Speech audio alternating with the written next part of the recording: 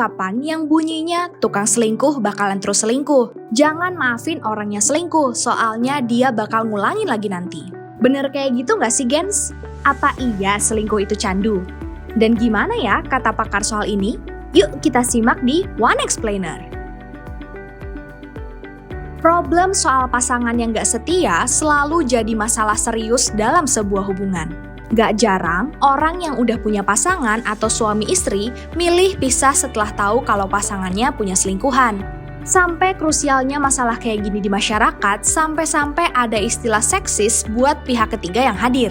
Perebut laki orang atau pelakor yang disematkan untuk perempuan, perebut bini orang atau pebinor yang disematkan buat pria yang dianggap jadi selingkuhan istri atau pasangan orang lain. Pertanyaan yang kemudian muncul adalah, kenapa ya manusia bisa selingkuh dari pasangannya? Jadi gens, penelitian yang dilakuin sama Justin R. Garcia dari Binghamton University Amerika Serikat nemuin bahwa struktur gen tertentu punya korelasi fenotip perilaku selingkuh seseorang.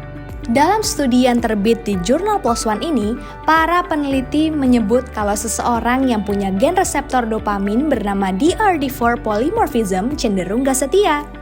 Gen DRD4 ini bisa juga disebut sebagai gen thrill-seeking gens. Pak Garcia dan teman-temannya meneliti hubungan dan perilaku seksual dari 181 responden yang terdiri dari 118 perempuan dan 63 laki-laki.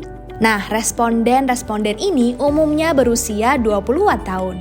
Hasilnya nunjukin ada 50% orang dengan gen DRD4 yang selingkuh, sementara ada 22% responden tanpa gen DRD4 yang gak selingkuh.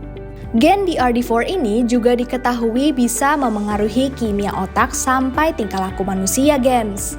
Dan kesimpulan dari penelitian ini nunjukin kalau orang yang punya susunan genetika tukang selingkuh nunjukin adanya kenaikan respons terhadap rangsangan sinyal insentif dopamin. Ini dikaitin sama perilaku nyari sensasi kayak mengonsumsi alkohol dan perjudian yang bisa bikin kecanduan. Nah gens, beda sama penelitian ini, psikolog Zoya Amirin ngejelasin kalau kebiasaan selingkuh ini termasuk ke dalam perilaku yang bisa dipelajari. Misalnya nih, ada pasangan dalam suatu keluarga terlibat perselingkuhan, maka kebiasaan ini bisa terekam oleh anak-anaknya secara nggak sadar. Para pria yang selingkuh lazimnya didasari sama dorongan seksual, sementara perempuan cenderung ke sisi romantis. Mbak Zoya juga nambahin, jenis selingkuh yang bisa dilakuin berkali-kali kayak punya simpanan, nikah kontrak, nikah siri, sampai pakai jasa pekerja seksual biasanya cenderung susah berubah. Apalagi kalau ada usaha untuk menormalisasi perselingkuhan dengan ngasih excuse kayak, aku tuh selingkuh karena kita LDR, aku selingkuh karena kesepian, karena kamu gak ada, dan lain-lain. Tapi yang perlu digarisbawahi adalah nggak semua orang yang punya gen DRD4 ini berarti tukang selingkuh ya. Karena gen-gen yang ada di dalam tubuh kita ini nggak bisa jadi alasan buat kita melakukan tindakan yang merugikan orang lain.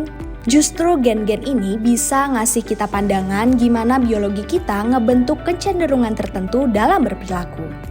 Dan kecenderungan seseorang untuk selingkuh nggak serta-merta disebabin karena si gen DRD4 tadi, tapi juga karena adanya faktor eksternal lain, misalnya kepercayaan diri, kurangnya rasa cinta, butuh selingan, kurangnya rasa puas, dan masih banyak lagi.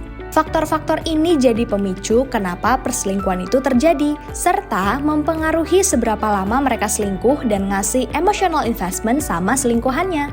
Kalau berdasarkan alasan-alasan tersebut, selingkuh bukanlah kondisi yang mustahil buat disembuhin.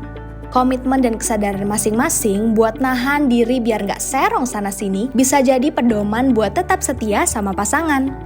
Kan manusia punya prefrontal cortex, bagian otak yang bisa menilai sesuatu itu benar atau salah. Kalau kalian gimana gens? Pernah ada niatan buat selingkuh nggak nih? Komen di bawah ya. Ya udah, segitu dulu One Explainer kali ini. Sampai jumpa di episode selanjutnya. See you, bye-bye!